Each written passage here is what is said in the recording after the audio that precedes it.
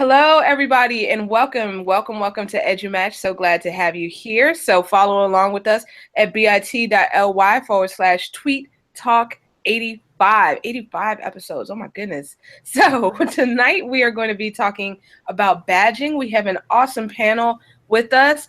In a second, we're going to definitely introduce ourselves, but just wanted to give a huge shout out to the moderator, Noah Geisel, and check out Badge Chat K12 on Twitter, Mondays at 3:30 Pacific, 4:30 Mountain, 5:30 Central, and 6:30 Eastern Standard Time. Also check out Badge Summit. So I'll let him tell you a little more about that. But first, we're going to have our fantastic panelists introduce themselves. So I'm going to kick it over to Katie first. Hi guys, I'm Katie McNamara. I serve as a teacher librarian in Central California, which means I get to do a little bit of everything in every subject and bring in all the cool fun stuff to help out my students and teachers. Awesome. So glad to have you back, Katie. Welcome. And also we have Rich.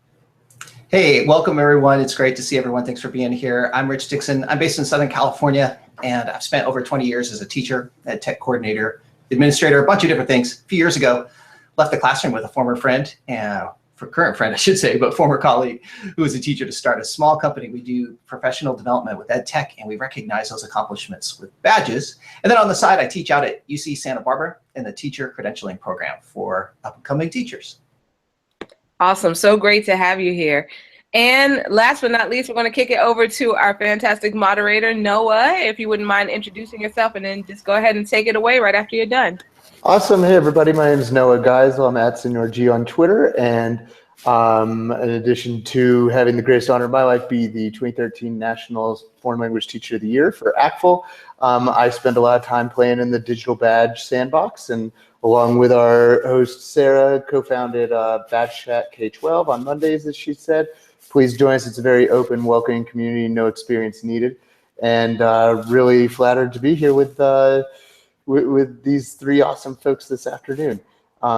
So let's go ahead and get started. And my apologies in advance, I'm not in optimal audio environment. I'm in the waiting room of Epic Escape Rooms here in Denver. So my friends are escaping right now. And I'll go join them after we're done. So the first question I'll throw out to Katie and Rich is, when folks are just getting started with badges, what are some of the important questions to be considered in the, what design decisions should be going through their minds? I think it's important to think with your end in mind. What's the ultimate purpose of badging? And also thinking about access points. That's why Pokemon Go got so big so fast, is there's different avenues for people to get involved. So thinking about that with your badging to the different types of people you have in a classroom. So for example, if you wanted to look at the 4 types of gamers, so there's killers, achievers, socialites, explorers. If you have a badge that kind of fits the personality of each of those people, then there's something for everyone to get excited about. That's great. One thing I'd add to that as well, and that was great, Katie, is thinking about the end in terms of who else is also going to be looking at those badges. So if it's parents, if it's other teachers, community members, or maybe even institutions that student, if we're student badging, that they can't even imagine yet. So maybe a college or a potential employer. In other words, when we build those badges, is there a way that we can use open badges, which we can break down in just a minute, that include information about the accomplishments, that when the graphic of the badge is clicked on, describe in detail the accomplishments and why that badge is important. So the goal there is, can we make that description of the badge something that anybody can understand and value, so that the learner can advocate clearly their accomplishments and their potential and interests? Yeah, I really love what you're getting at there, Rich. And oh no, is my mic about to die? That sounds good. I'm gonna go to the second question here. I apologize. We'll have really bad audio for a second while I do this. I apologize, my battery on my headset's dying. What lessons have you learned from your own experiences or from observing others that you can share so other folks can start closer to where you are than where you were? So I recently badgified a state conference in. Actually, that was my first bit about badging, so it was a little daunting to do this huge thing. But something I learned there that I could transfer into any setting is make sure you also have some badges that are easily attainable.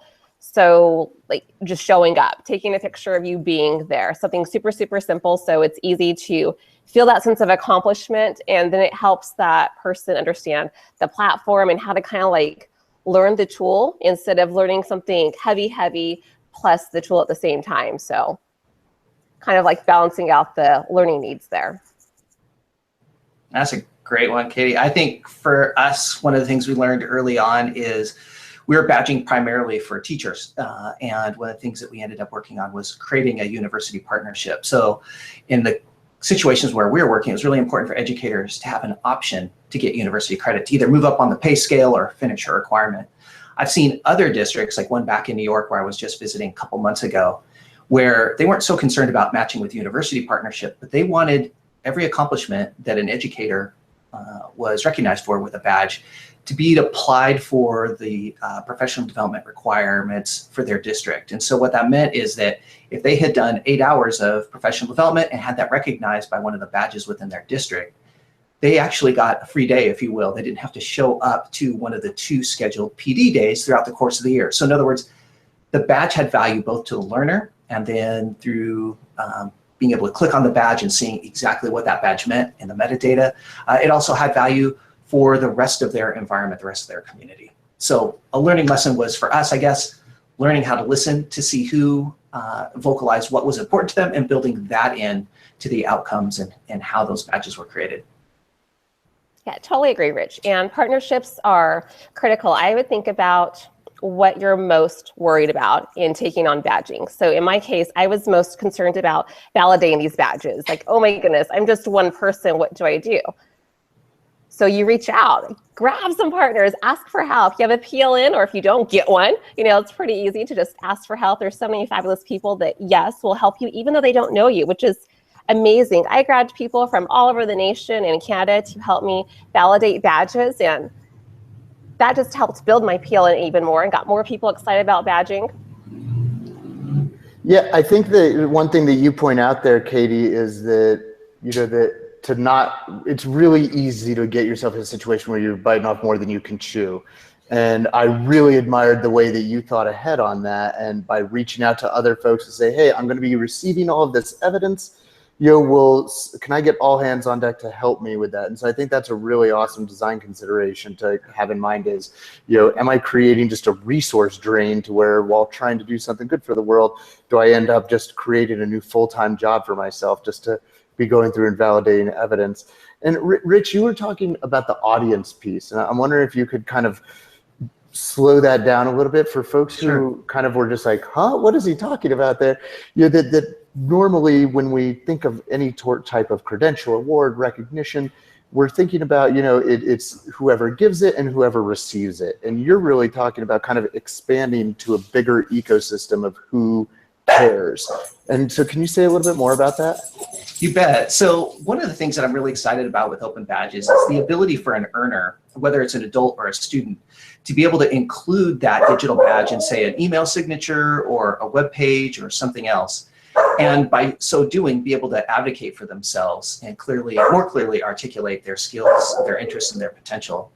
And so to that end, the idea is that each digital badge gets built up with a real clear definition of what was accomplished. And so to kind of cut through some of the ambiguity of that, one of the things that I've really been inspired by with Kate Tolnai's work and a few others is using very simplistic but yet meaningful descriptions about what was accomplished. So as educators, I know I can throw in buzzwords like agency or something like that that may obscure the meaning of the outcome and what was accomplished in the badge.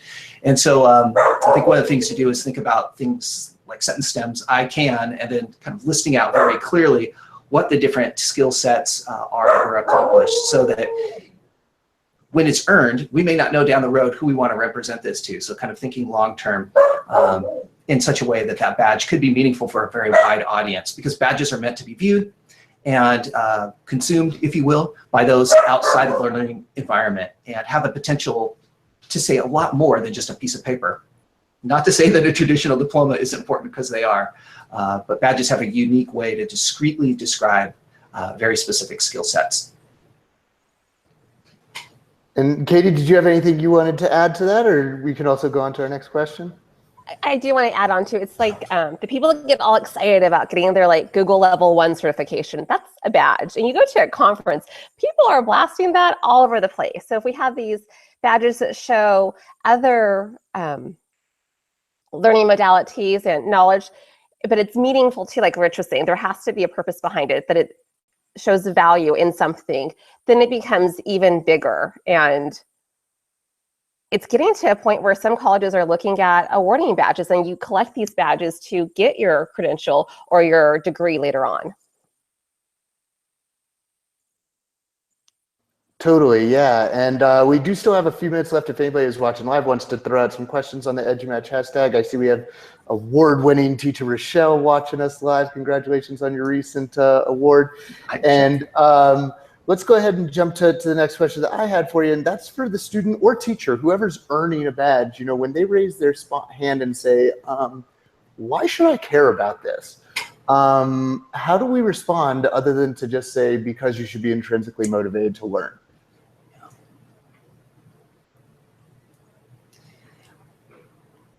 I'll go ahead and take a run at that. Katie, please jump in at any point at all. Want to make sure I don't jump in too quickly. But I think one of the examples from another school that district I was working with recently out in Kansas was really compelling. And they wanted to be able to show that the professional development time and dollars that they were using as a school and as a district were going to something meaningful. And they were able to talk about, in this situation, Chromebooks and how Chromebooks are making a difference for teaching and learning. But what I was really excited about, again, is they were using open badges. And I'll send a link out here, and maybe we can post it in the show notes, to some resources that are free and open that others have contributed that explain open badges and some of what we've talked about in more detail.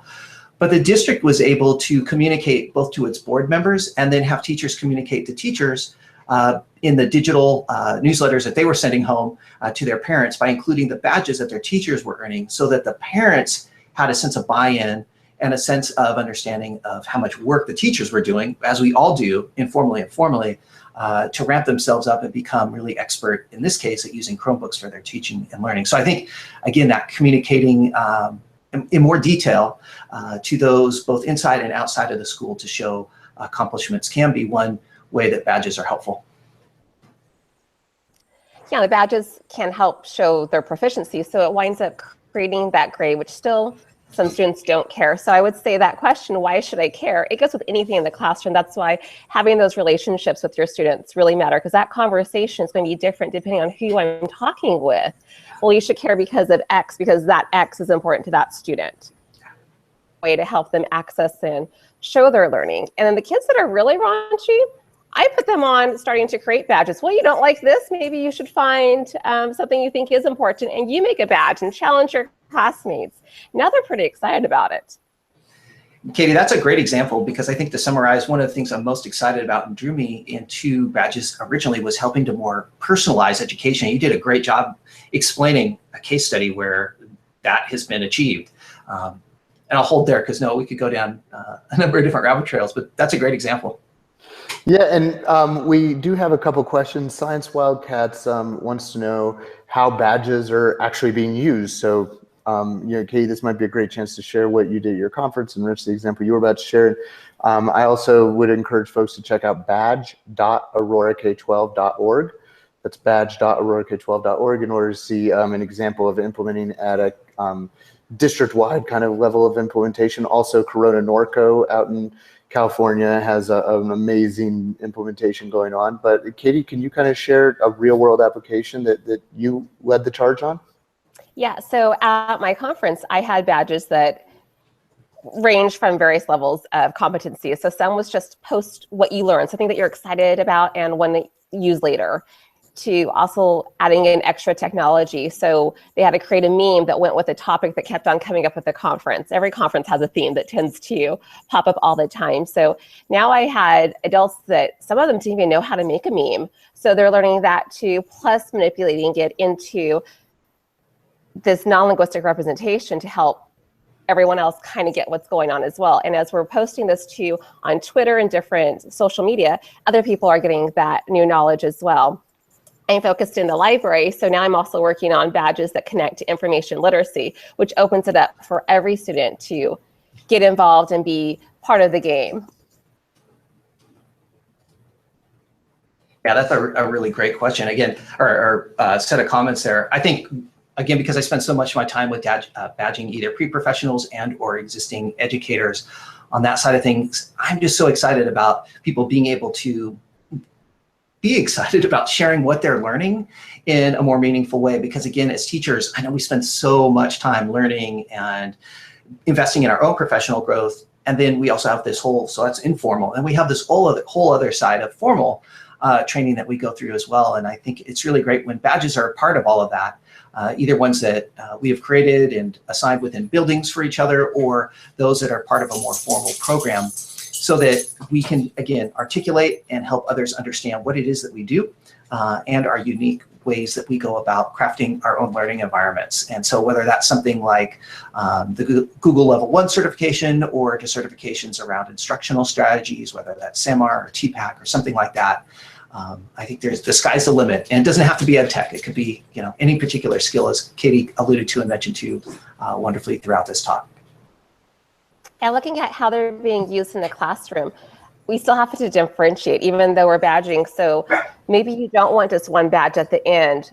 You can apply the concept of micro badging, where they get awards for accomplishing little bits at a time. And maybe it's 3 or 4 micro badges and make them get the big one at the end, so that students can have these success points and check-ins. Some really thrive on having that concept of, yes, I am on the right track, instead of waiting until that end. So it also goes with, if you do a project in the classroom, if you just wait till the end, now your feedback isn't really constructive as far as them being able to change gears. But if we step back and have those midpoints, better. Same thing, micro badging can apply as those mid check-in points to help that end badge be solidified and stronger.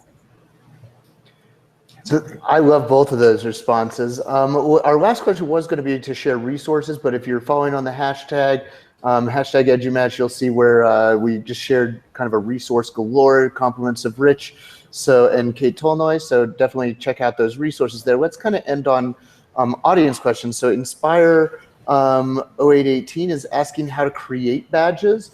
And I'd say that, there's a lot of really easy on-ramps to creating badges. If you wanted to go to most platforms from which you issue badges, have a creation tool. And once you get good at it, you're looking at 30 to 90 seconds of your life. So just go out and do it, and know that it's pretty low stakes if you mess up, because nobody will know.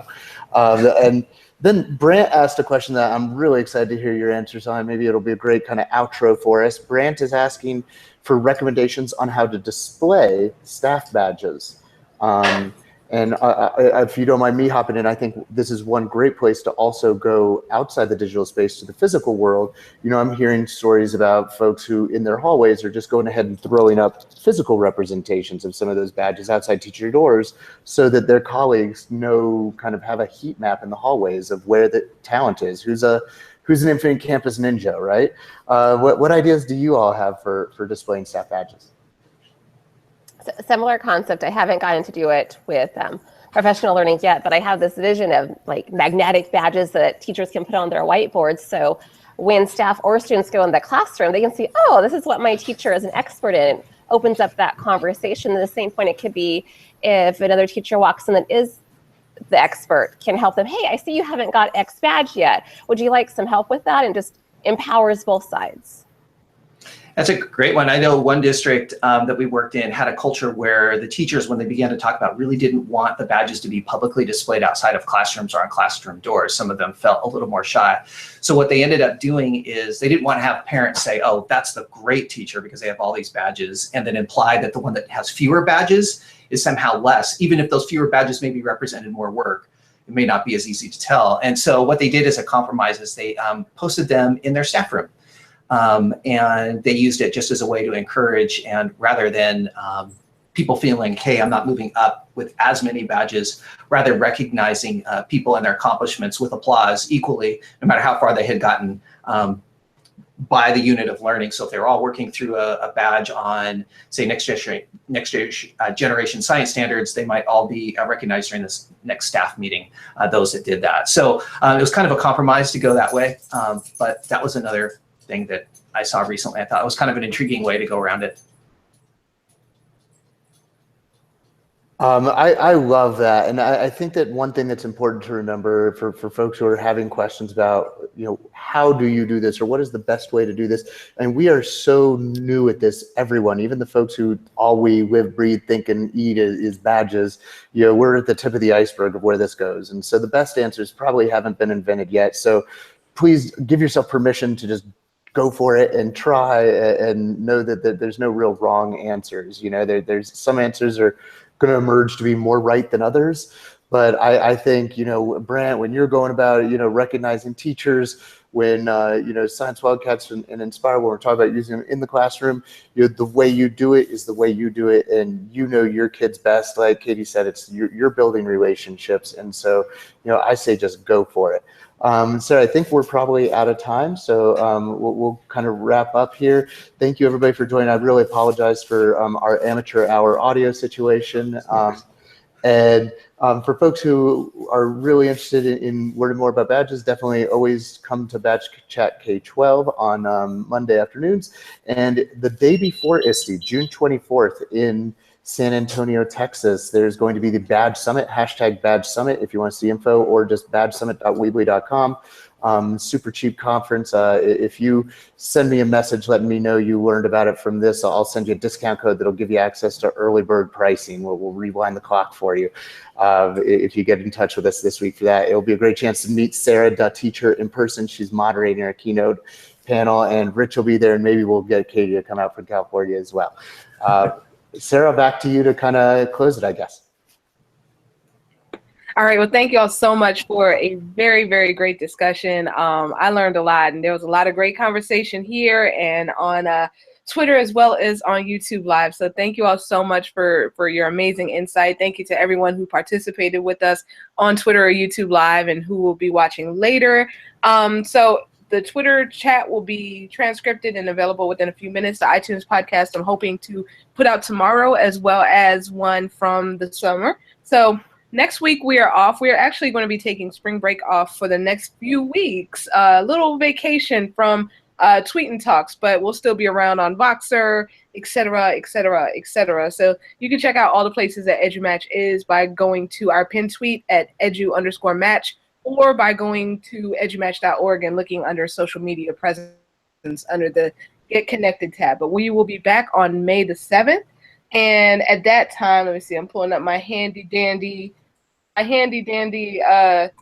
Bitly. And at that point, we will be talking about, I believe it's our makerspace and collaboration discussion. So that's going to be a great one. And that's going to be moderated by Ali Schlip. So definitely come back for that. Same bad time, same bad channel.